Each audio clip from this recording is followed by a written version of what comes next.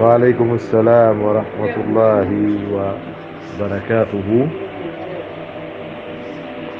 yetti Allah subhanahu wa ta'ala yettore ndo handi min doni ke annabijo meɗen muhammadin sallllahu alayhi wa alihi wa ashabi wa sallam.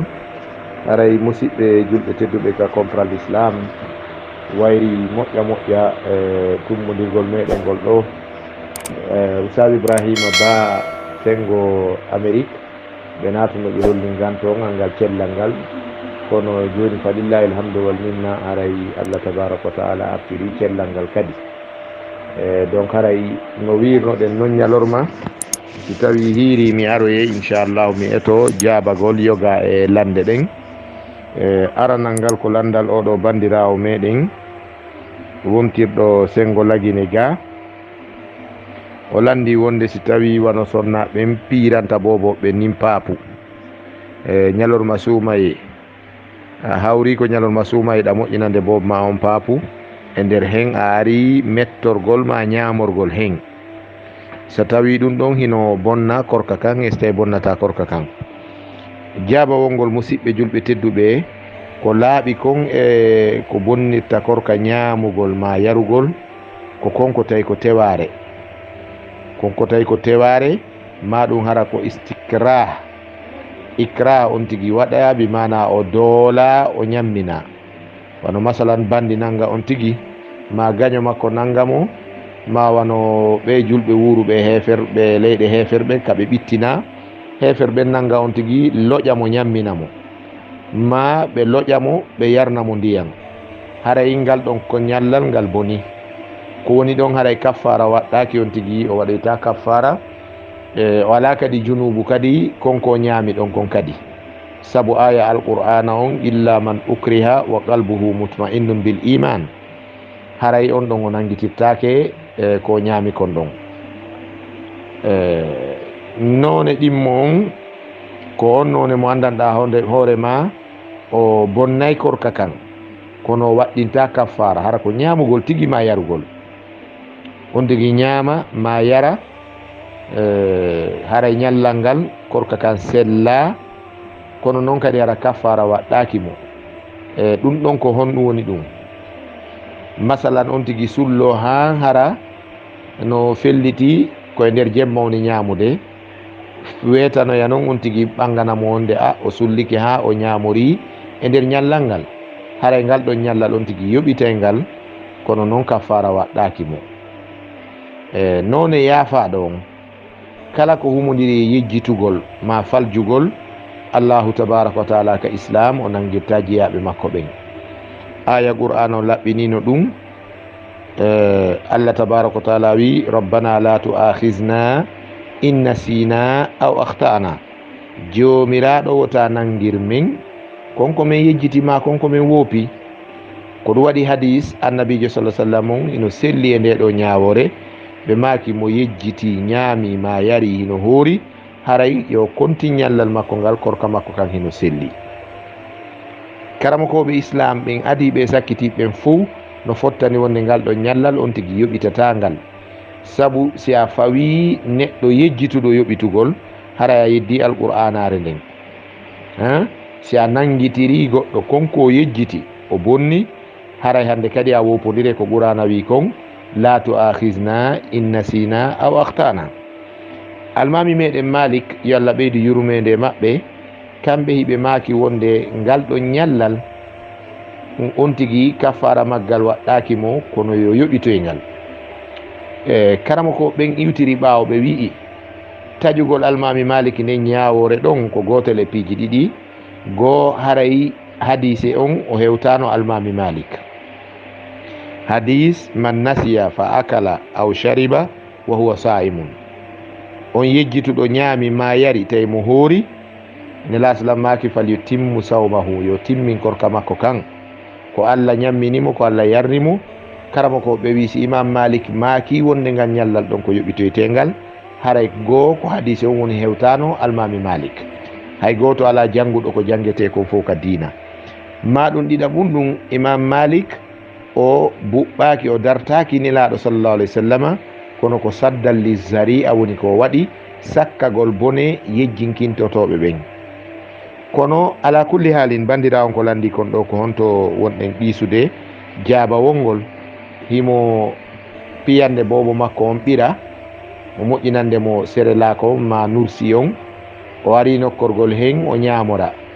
wona andirɗen noon fof jiiɓowo ñamete fof ma mana toppitiɗo ñamete fof himo mettora himo ñamora hen kadi haray ɗum bonnatamo korka kan si tawi koye hoore yejjitugol yo joguito on principe ɗon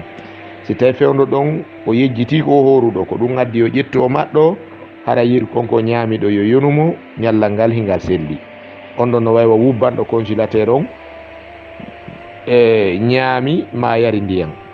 ko on toni karam ko ɓe jaɓanta on tigui wonde o yejjitu ko sanga o ɓanni o ñaami tawa o neeɓa ɗon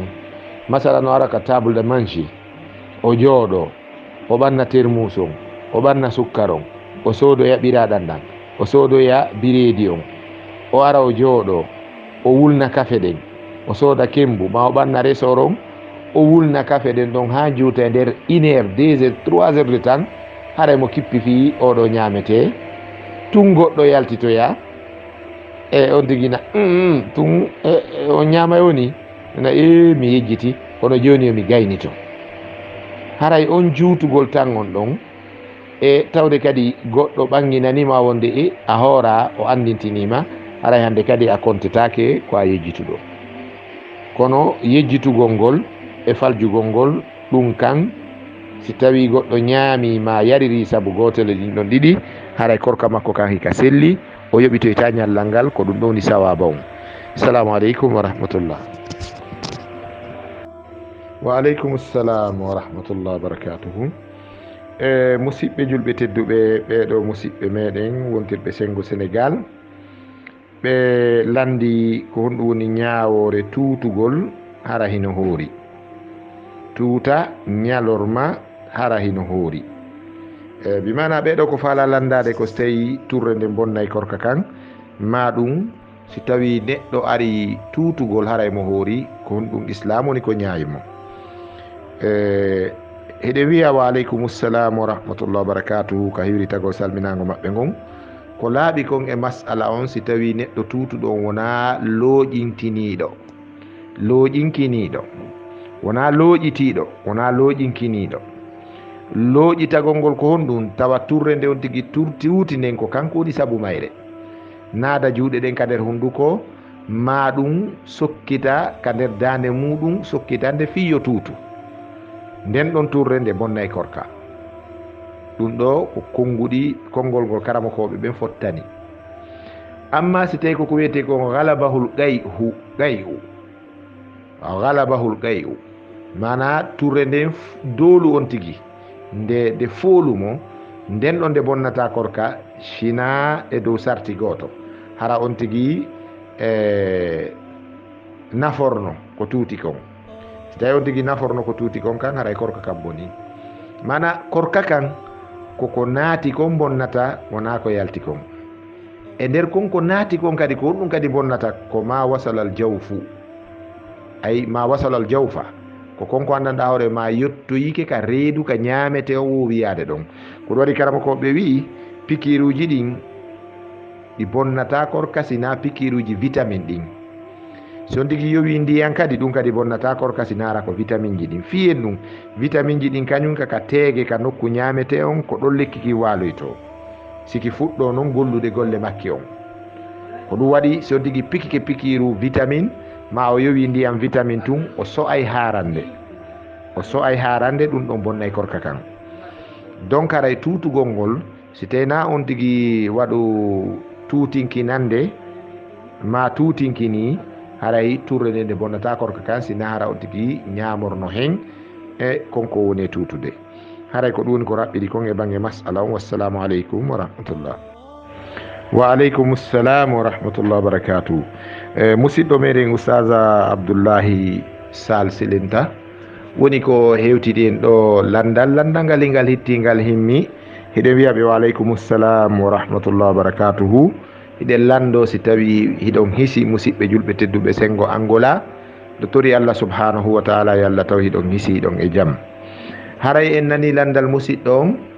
koyo julɓe ɓen ɓeyditane ko honɗum woni golle ɓurɗe moƴƴude ɗe annabijo sallallah alih w sallam acciri mofte ɗen e nder ɗi ñalɗi 10 hakkudeji suumaye ɗin. hiɗen geli musidɓe julɓe tedduɓe ɗo e mi arde jabagol landal ngal. lewru be lewru ko Carrefourji 3 ko wiyete kon darorde nden naam fokkitangol talawasi on woni sutanagol hakkude on e ko wiyete kon hakkude on 10 hakkudeje ɗen ɗon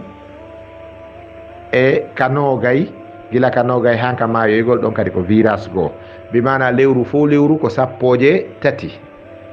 haysi tawi ɗe ari mankirgol saabu daroyagol lewru arayno ndun kanogay e 9 kono kan lasli on lewru be ko 3 bimana lewru ko balɗe 30 hino wona nogay e 9 non kadi. joni noon ndu lewru suumaye ɗo ɗe 3 haala kan hino ɗuuɗi e muɗum no ton konko selli no ton kadi konko sella. hiɗen nana woɓɓe no waajo woɓɓe no yewta wiya ramadan yankasim ila 3 ɓena awwaluhu ko rahma awsatuhu maghfira wa akhiruhu itkun minan nar. wonde suumayon hino fecci pecce 3 e 10 arane ɗen ko yurmede Allah, 10 hakkudeje ɗen ko hafranal junubaji ɗin, 10 sakkitorɗe ɗen ko rinɗinede gaynatugol yiite. hada laysa bi hadithin. gol konngol ɗo wona hadise annabijo sallallahu alaihi wasallam. sako wiye si hadise on no selli so sella, bal huwa qawlun mawrusun min qadimi zaman, ko ɓooyingol ɗo konngol ɗo hingol jaaɓodirede hakkude aramɓe e sakkitiɓe. konngol ngol hingol manda kono nangol hadise annabijo sallallahu alaihi wasallam nelaɗo makirari nin. ko honɗum woni ko nelaɗo sallallahu alaihi wasallam maki fi suumaye. ɓe maki iza kana awwalu laylatin min ramadan nazalat irrahma wal maghfiratu wal itku wa itku rakabati l ibad aw itku rikabi l ibadi min annari. ɓe maki si suumaye wi'i goo yurmede Allah nden jippoto, hafranal Allah ngal jippo, rinɗinede daaɗe jiyaɓe ɓen ga yiite ngen ɗum kadi jippo. ɓe sakkitori hadise on ɓe maki wa dhalika fi kulli laylatin min ramadana. ɓe maki ɗum noon ko jemmare be e suumayeru ndun, jemmare be. idan on andi ko nelaɗo maki no jippo jemmare be e lewru ndun wota gotto ƴettu ɗum pecce 3 haray a fanɗini ko nelaɗo yanñi kon. jemmare be ɗi 3 arday, yurmede Allah, hafranal makko e rinɗinede daaɗe jeeyaɓe ɓe gaynatugol yiite. ko honno daaɗe ɗen rinɗinirte? saabu yurmede nden hiɗen andi yurmede nden ko moƴƴere nden, hafranal ngal ko yaafagol boneji ɗin. amma rinɗingol daaɗe ɗen ko honɗuni ma'ana mum nelaɗo sallam maki jemmare wotere Allah tabaraka wa taala no suɓo e jiyaɓe makko ɓen guluje 7 sahaba, yani guluje 7 julɓe o yaafoɓe wala yubali haraw ha jaka,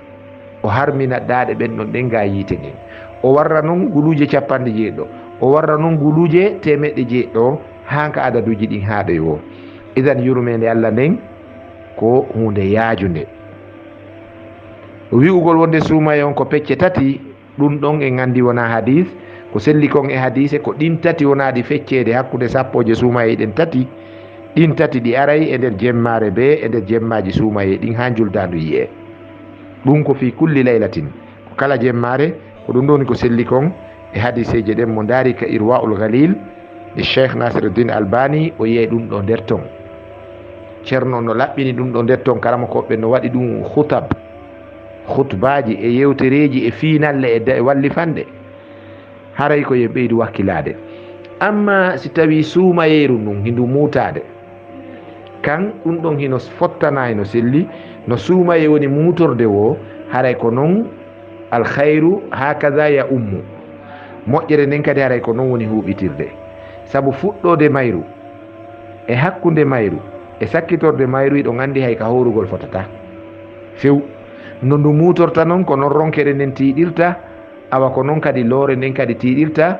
ta kaalu fatji ɗin kadi fawtale ɗen kadi ko noon kadi hay dépense ji ɗin ɓurtirta. ko ɗum waɗi haray no ndu mutorta noon sikke wo ala ko noon moƴƴere mayru on kadi ɓeydori, ko noon kadi moƴƴere mayru on kadi mawniri. haray si wiyama 10 arane ɗen e feƴƴi haray fellite sappo hakkundeje ɗen kadi awa ɗon kadi awa ka moƴƴere kadi heɓo kadi naati kadi ɗo gelade ha si wiyoyama kadi sappo sakkitorɗe ɗin kadi naati haray fahin kadi ɓeydi ko ɗum waɗi jannguɗen e hadis nene Aisha radiallahu taala anha wonde si woni no sappo sakkitorɗe lewru suumaye ɗum nelaɗo sallam ittayno disare nden ka balawal maɓɓe ka hoƴƴudu ɓe adda disare nden ka keeci maɓɓe ɓe haɓɓito ɗum tindina ɓengure maɓɓe nden e sahabaɓe maɓɓe ɓen haray fijindaru ndun ndu lanninogoy kono ndu ɓeydu mayde awa soobe on no jokkanogoy kono ɓeydu kadi fewndade gelike joni noon o sappo hakkundejo ɗo nde jemmare gila janngo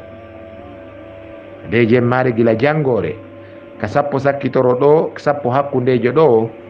ha ka sappo sakkitoro ko ɗo laylatul qadri on ɓuura tijjede hadiseji e hewɗe no holli fi argol laylatul qadri on ka sappo sakkitore ko non woniri kono yo fellitu kadi hadiseji no woodi kadi selluɗe kadi yewtude fi argol laylatul qadri on ka sappo hakkundeje kadi faami hadiseje ɗen no wooda Cheikh Albani hino selliɗi hadiseje ɗin ko ɗum waɗi haray ɗo ko yen ɓeydu tinnagol ɓeyde wakkilagol ɓeyden tinnagol naafugol ngol ɓeyden tinnagol waɗugol sadakaji ɗin ɓeyden tinnagol kadi jantagol inde Allah nden e janngugol qur'ana on e jokkereji en ɗan ɗin ɗiɗo fuu ko khairatun fi ramadan ko moƴƴereji nder lewru suumaye ɗi anndanɗa hoorema sawabuha tudaaf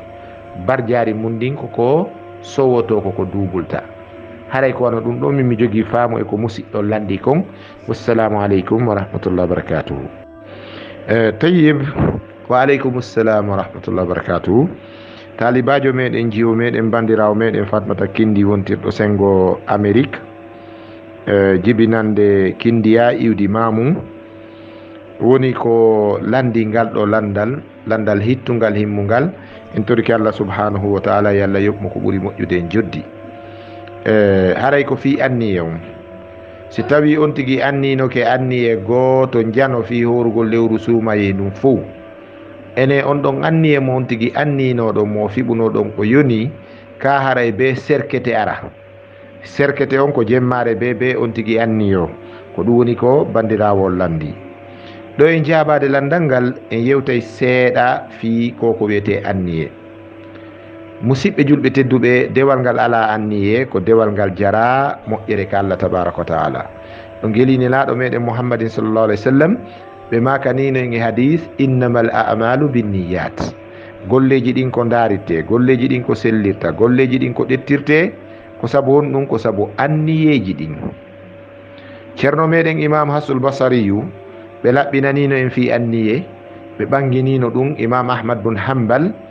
yo Allah ɓeydu yurmede e maɓɓe ɓe seɗani en ɗum laɓɓini jinsi ni ko wiyete kon daɗɗi ha laaɓi ɓeydi laaɓude hoore ko nelaɗo makuno kon ɓe maaki si a nani gollal si a nani konngol ko kuugal si a nani kuugal ko anniye naam si a nani anniye ko sunna ɓe maaki la yasihu lqawlu illa bil amali wala yasihu lqawlu wal amalu illa binniya wala tasihu niya illa bisunna mana si a wowli ha aray jamanu habbi ma ka hurugol kadi si tawi ko wowluɗa kon e ko huwata kon si tawi ko gotum Allah kadi no habborma noon si tawi kadi a wowli a huwite no yaadi kono anni on sella e muɗum Allah ƴettata Allah memata si tawi anni mo fiɓuɗa on hihi himo tonkono mo wopodiri e sunna on ɗon kadi aray a naati e mbawa aka ko ɗum waɗi haray be konngol ngol e kuugal ngal e anni on tawa peesande mum nden ka peesoya ɗon kaka sunna no moƴƴuɓe aranɓe ɓen no nelaɗo e sahaba e warruno noon haray ko ko wiyete anniye ko hunde mawnude e fi dewal kala dewal ngal huwuɗa sewi sembi min jillihi wa qillihi ko sewi e ko sembi e dewal si tawi anni ala e dewal ngal Allah ƴettata ngal ko ɗum waɗi haray bandirawo meɗen on ko woni e landade kon kanko Fatmata Kindi Fatima Diallo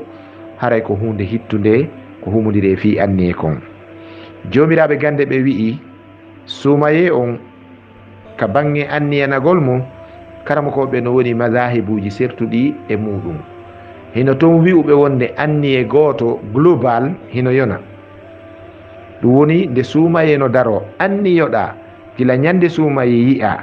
anniyoɗa inchallahu si Allah tawnima ñalɗi suumaye aray ɗiɗo ɗi fof a hoora e lewru ndun ndu fof e mayru sinara ko ganto heeduma e muɗum wano sonnaɓe ɓen fiilanduru ndun e koyewa muɗum ma nawnare ma sete yagal. karamokoɓe goo wi on anniye ɗo yonayi. karamokoɓe goo wi on anniye ɗon o yonata haray jemmare be ko yaafiɓu anniye horugol ñallal araygal ngal saabu nelaɗo ko ɗum andirano alayhi salatu wassalam. joni noon karamokoɓe kala banteɓe ɓen ɓe wi'i ɓeɗo hiɗa wawi heɓude kamo be e muɗum ɓe wi ɓe anni e goto fi horugol lewru ndu fof no yona ha ɓe de konngol maɓɓe ngol ko fello. ɓe wi'uɓe nelaɗo sa sallam heɗintinayno anni e jemmare be ha ɓeɗo addi e nde fiyoto e woppu nelaɗo sallllahu alayhi wa sallam haray ko yen fiɓu anni e jemmare be. joni noon fiya hawruɗa hawraɗa hara a wopari ɓawo mo be ɓeɗo ko bindi mahori haray heɓu anniyeji ɗiɗi mana heɓa anniye goto jano ñande lewru ndun yi'a fiɓa ɗon anniye si ganto heedarima e horugol suumaye a hoorani ɗum fof e mayru. jemmare be anniyoɗa waloda e anniye horugol ñallal araygal ngal andi ɗon haray a wopari ɗon kan haray pellet afal jaari. annoyo ko ɓeyni ko wo bonoru ndun arno wiya wonde haray tewu no sagginaɗa kono kala mo salligaki looti longal haray o tawetake e ñamugol tewu ngu. bonoru ndu ari hanka takko cagol ndu cowti ndu uni nder ton ndu ƴawi duyni ɗo joni fo ɓuuɓi tere fo ɓuuɓi ko janaba lotanteno ko salligante fop joni ndiyan dogi e mum. andi ɗo wana hikma on ɗon piiji ɗin fo tummodiri ɗon yani wona e bono wonde ñettude diina eɗen diina ko marɗen ko ƴetten koye nelaɗo sallallah alih w sallam ko fi tun ɓeyditangol en ka faamu. haray ko ɓuuri sellude kon ko yaafiɓu anniye on goo ka darode lewru ndun jemmare be kadi waloda e anniye horugol ñallal araygal ngal ɗon haray landetake si tawi a hawri e sawaba. assalamu aleykum wa rahmatullahi wa barakatuhu. tayib comprendre l'islam jama on no weltana hande moƴƴa wallahi lande ɗen yaltari e da'ira korka kan aynayi en haldu wonde kala landotoɗo wota o yaltu e fi korka e fi suumaye awa woniri noon le kadi mi tamƴini ɗo hay cheikh ibrahima ba en haray ɓe weltike ɓeɗo musidɓe meɗen landi wonde sonnaɓe wi'i wonde ƴiƴan no arunoɓe hiɓe hoori ɓe taƴi korka kan ɓe sikki ko ƴiƴan fiilanduru ndun woni ha janggo mum laaɓanoyɓe wonde ɗan ƴiƴan arunoɗan ɓe wona ƴiƴan fiilanduru ndun haray ko honɗuni ñawore maɓɓe nden. tayib eɗon andi musidɓe julɓe tedduɓe ɓe sonnaɓe ko ɗum siɗen wiwde haray ko be ɓe janne ko be ɓe janga oɗo sharia ko be ɓe janga oɗo fiqhu haysi tawi ko daruriyatji ɗin ko wiyete daruriyatji ɗin ko indispensable ji ɗin konko andanɗa hoorema ɓe wawata wurude ɓawo muɗum immorde sellingol fatiha e jangugol simoje yogaje ɓowrina ko ɓe juulira e andugol ñawoje laaɓal ngal e laaɓe ɗen e ko woywa muɗum si tawi kamɓe sonnaɓen ɓe andari ɗum probléme ji ɗin iwataka galleji meɗen saabu majjere ko probléme surtout noon majjegol ko ariranɗen aduna ko wiyete diina e dewal. haray ɗum no heewi heɓde sonnaɓen o confusion ɗo oɗo iskalat ji ɗo eno heewi wadde e maɓɓe kamɓe sonnaɓen ko honɗum watta ɗum ko sanga tawi kanko sonnajo on o mandaki sa'iji ko wiyete muddatul hayde on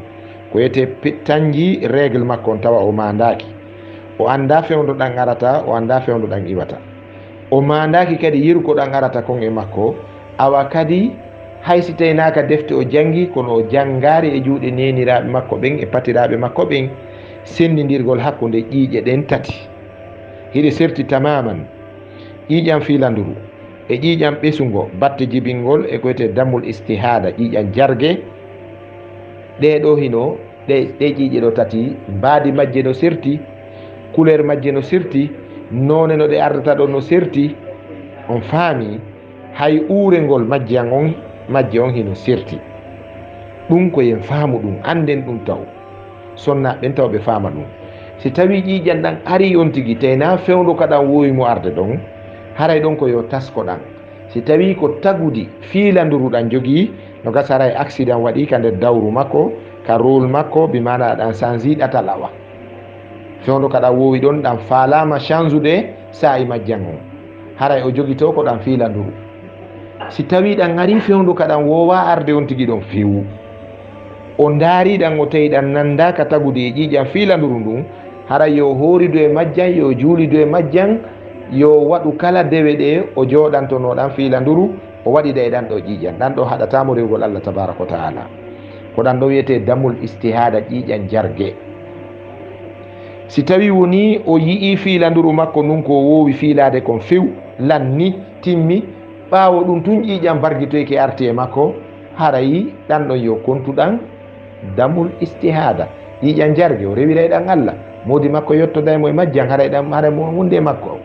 ko woni haray ɗon o loototo longal gootal janal ɓaawo ɗum o waɗa haffaza o waɗa ko wiyete kon max joni andi joni max on ko hunduko kon e ɗuma kono waɗanayi ɗan kanjan kadi ko kala ɗan ga e ilugol jokka ɓandu numma jokka conci ɗin on faami o rewira ɗan Allah tabaraka wa taala ɗum ɗo kala sonnaɓe no dowa sendidirde ɗum ɗon joni noon oɗo sonnajo mo ɗan ari ɗo o sikki ko kanjan wonoy ha janggo o anduy na kanjan haray ngal ñallal ɗon o yoɓitoye ngal kaffara waɗɗaki mo o yoɓitoye ngal ɗan horidatake kanjan ƴiƴan fiilanduru ɗan ko ɓuuri e fanɗude si ɗan ari ka ɗan ari ɗo yontigi ɗaɓɓu ko ñama ma ko yara si ɗan laaɓi kadi e makko e nder ñallal ngal kadi sa'i wo ko ɗan laaɓi e makko madama o fuɗɗorano ñallal ngal korka harayi ko yo konti ñamugol makko ngol e yargol makko ngol o yoɓito e ñallal ngal ko ɗum ɗoni ko laaɓi kon e ko raɓɓiɗi kon e banggue masala on. Assalamu aleykum wa rahmatullah. Wa aleykum assalam wa rahmatullah wa barakatuhu. Ceerno Ahmad wontirɓe Belgique Bruxelles woni ko hewtini en ɗo landal kono min e nder landal maɓɓe ngal mi heeɓi ande nder ton landal ngal hingal woni très simple kono goɗɗum aroye nder ton ko waɗanilam min kadi jilɓaye seeɗa andi so tawi goɗɗo no heɗade woɓɓe goo mo heɗade woɓɓe goo mo hooli ɓeeɗa mo hooli ɓeeɗa o ƴetti konnguɗi buɓɓodirɗi hakkudeji maɓɓe o ari kama fiya seɗanmo haray o ɓeydima mapinde par ce que si tawi himo hoolima ɓuuri ɓeya ɗiɗo si a falji o jokkete paljol ngol si tawi mo hooli ɓen ɗon ɓuruma an haray ko yo andu an kadi ko honɗum wowluɗa kono o ruttoto joni e ɓuranɓe mo ɓen on yii donc mi adda landal ngal en fof nanon andon ko honɗum mapinilan ɓe wi haray ko fi o gosorgol pat wonde kamɓe noon hiɓe heɗade woɓɓe de ayi kaɓe wi ɗo eɓe heɗade woɓɓe goo ɗo mapini ɓe wi wonde ɓen ɓe woni heɗade ɗon woɓɓe ɓen no wiide ɓe gosorgol patugol bonnay korka woɓɓe no wiide ɓe bonnata korka kan enen kadi ko honɗum wiwɗen donc ɗo haray mi anda si en wi'i ɓeeɗa ɗiɗo makino haray ko konngol hombo ɓeeɗo jokkoyta ko ɗum haray ko ɗo mi heeɓi jiɓaye on sina ɗum ɓen ɗon ɗiɗo no toon selliraɓe fatwa muɗum on no toon jaabiɓe ko selli kon ko honɗum woni ko selli kon gosorgol paato on si tawi a ñamorari ilaari natoy ka reedu bonnata korka sa i be ka gosorɗa paato on bonnata korka kan fii ko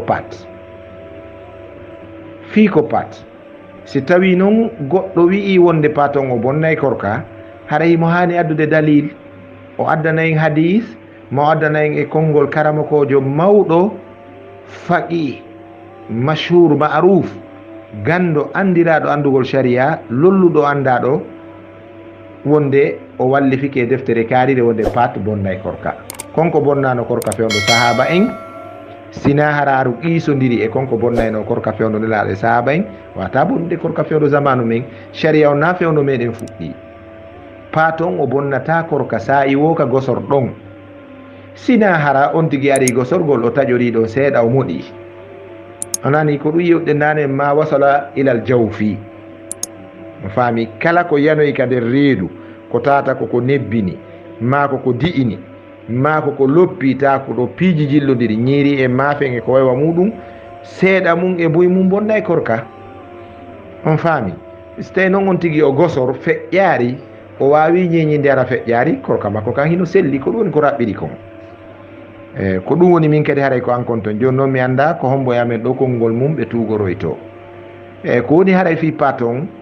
docteur ɓe ɓen ino wasiyi en fi pat on gosorgol mo tumbere ñalorma korka ɓe wi so tawi a gosora e pat haray waɗu law bimbi law saabu so a woni ha ñalorma